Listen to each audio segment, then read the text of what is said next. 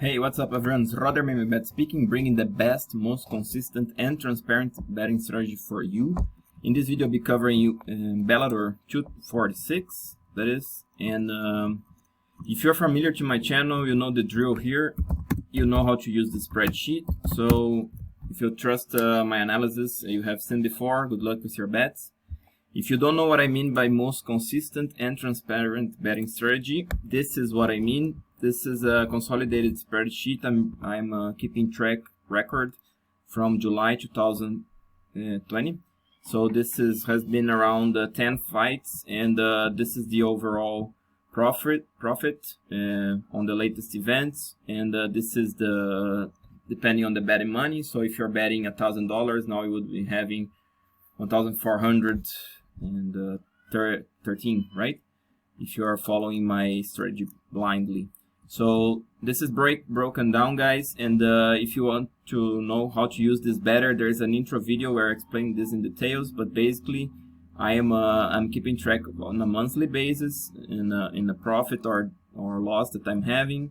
I'm separating high, medium, and confidence bet. So in a quick read here, in a high confidence bet, I'm up 37.8% in profit, in median 10%, and I'm in debt in loss of 1.57% in low confidence bets. This is the total bet amount. Okay, so bear with me for the breakdown here. I'm gonna be covering this one fairly quickly. It's only 4 fights, and let's start off from maybe the bottom up, from Keoni Diggs versus Derek Campos. So guys, how do I see this fight playing out? It's like, it's not that easy to call because, Diggs, he looks fairly well-rounded, I like what I've seen from him from a video, but he has only 9 fights. He's undefeated, but still it's 9 fights only. And Campos, he's got 30 fights. So it's a massive experience discrepancy in favor of Campos. But still, I think Diggs has the advantage here because Campos, he has this wild brawler style on the feet. He's got great power. The guy's a warrior, but he has been so much wars, and the chin has been tested so many times that a guy like Diggs that has decent power but not outstanding can still do damage, On top of that, wrestling wise and grappling wise, it's quite similar, but Diggs has small advantages on the grappling department, especially because he makes less mistakes on the floor. And on the offensive wrestling, it's pretty even. Maybe Campos even a little bit better, but I don't think gonna be much a factor here. So basically, how do I see this fight playing out? I think Diggs will be able to push forward a little bit, land, and the Campos, I think he's gonna feel more because of that chin that has been way too tested, and Diggs likes to be aggressive, he likes to shoot.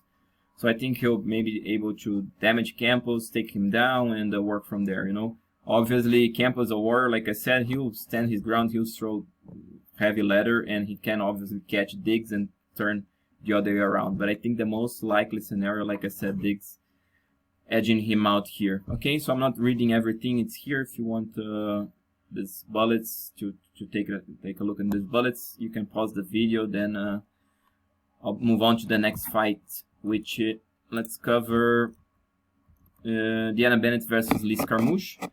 So this is the only fight I'm not betting, basically because the line is too steep on Carmouche, and I do not see much chances for Bennett.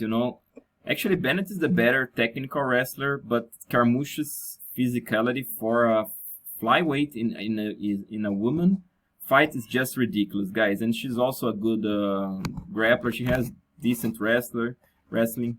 But I don't see much how Bennett can win this fight, because she can try to shoot, but Carmouche is so strong, she'll be able to turn her around and take her down herself. Carmouche has more speed, more power, so it's a tough one for Bennett. But at minus 500 minimum you're getting on Carmouche, I do not think it's much worth a parlay. But if you do think it's worth a parlay, you can go for Carmouche. Like I said, it's a tough fight for Bennett to win, in my opinion. Okay, so let's move on to Neiman Gracie versus Jon Fitch. Interesting fight. I was back and forth here. The lines are even at either guy. So, like I said, I was back and forth. If it would be a 5-round fight, I would probably be betting Fitch, but it's a 3-round fight, and actually I'm recording this video in the day of the fight because actually I was pretty busy this week. But the good part is that I saw the weightings and I see Gracie very lean. I was concerned a little bit about Gracie's card to this fight, because if he doesn't come on point with his card, he will get dominated. You know, he can try some sub. Fitch will be able to defend most of them, but you know, if Gracie just doesn't keep trying, you know, he won't win this, because we know what Fitch gonna do. Fitch gonna shoot. Fitch gonna push him back to the cage, take him down, and try to hold him there on the cage, do small damage.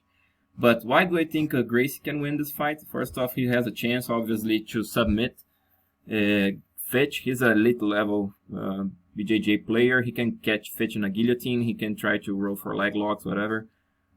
And even if he can't finish Fitch, I think the judges will edge him on a decision. Why? Because Fitch is known to be a boring guy, and he doesn't do much damage, and obviously he won't try to risk submissions here in the chance to get out grappled by Gracie. So that's why I'm betting, picking and betting Gracie in this fight. But if you want Fitch, obviously go for a decision, because I don't see much rather than that. All right. And on the main event, we have Patrick Mix versus Juan Archuleta. Awesome fight again, guys. You know, tough to call, because I'm also back and forth on this one, because I haven't seen the footage on Mix where he fought 3-round fights. You know, I tried to find those videos, and I was not able to. But the guy is, you know, on a hype, you know, and I see the reason why. He's fast, he's athletic, has great wrestling, great grappling, finished everyone, you know. Young guy, 27.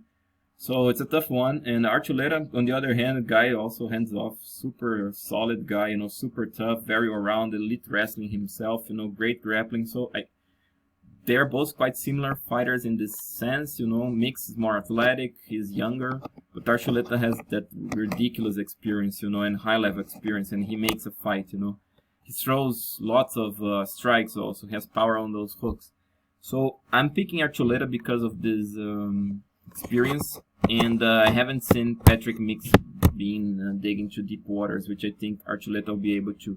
Plus, like I said, I'm recording this video on the day of the fight, and I've seen the weigh-ins. Archuleta looks very lean, looks strong, so does Patrick. But I think Archuleta, given his experience and given his commitment to win this fight, which I think he has, I'm picking him by decision, okay? And I'm betting Archuleta. But like I said, Mix is a great fighter, you know. He's coming with the hype behind, and there's a reason for it. So he can definitely, you know, shoot, take Archuleta's back, finish him, and I may lose my bet here. But still, I think there is some value at Archuleta's plus 140. Okay. So real quick, guys, let me run this with you one more time. I'm betting Juan Archuleta. I'm throwing 1% of my betting money in a straight. I'm also parlaying him. I'm betting everyone at 1% on the straight, everyone on a parlay, Diggs, and I'm also doing the same for Neiman Gracie. Okay, I would say that the Diggs and Gracie fairly same confidence, and Archuleta a little bit more tricky to bet. Okay, but we have some value on the underdog side. All right, so I hope you guys enjoyed this video. If you did, please like it, please subscribe, share with your friends, and consider supporting the channel. In the future, I'll be soon setting up those supporting accounts like Patreon, this kind of stuff, okay? And there is UFC today also. Like I said in the middle of the video, I have been quite busy this week. I was not able to watch these fights until today. But I have watched some UFC fights. I'll be uploading at least something so you guys can follow. Okay, I do not promise the entire card, but at least some fights I'll be updating soon, okay? So, again, I hope you enjoyed it, and until there, this is Roder MMA speaking, bringing the best, most consistent, and transparent betting strategy for you.